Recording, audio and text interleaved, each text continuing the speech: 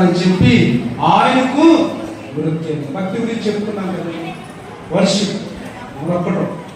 ఆ కింద చూడ అంటాడు, అప్పుడు యేసు నివారించిన అంతటా ఆయన అప్పుడు యేసు చూడని వారట చూడవలను, చూచువారు గుడ్డివారు కావాలను అను తీర్పు నిమిత్తము నేను ఈ లోకానికి వచ్చారు.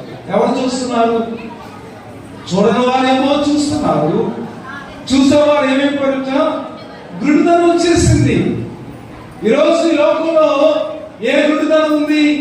ఆత్మీయ గుడ్డితనంతో జీవిస్తున్నా. అంటున్నాడు కదా, చీకట్లో నడిచి జనులట గొప్ప వెలుగు చూస్తారు. ఆ వెలుగు మనం చూసాం, ఆనందాన్ని మనం పొందుకున్నాం. ఈరోజు దేవుడు అంటున్నాడు, ఏ వాగ్దానం అయితే ఈ లోకంలో నెరవేరాలో ఆ వాగ్దానం నేను అని అంటాడు. చూడని వారు చూడవలను అంటాడు, చూచువారు గుడ్డివారు కావాలని తీర్పు నిమిత్తము నేను ఈ లోకానికి వచ్చాను. దేవుడు ఎందుకు వచ్చారు?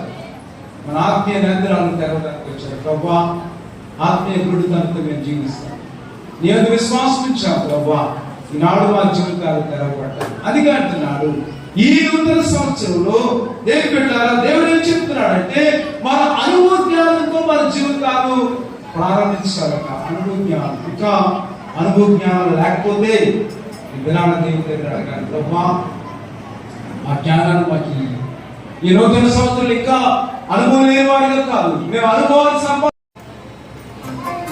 దేవుని స్తోత్రం. హల్లెలూయా, హల్లెలూయా.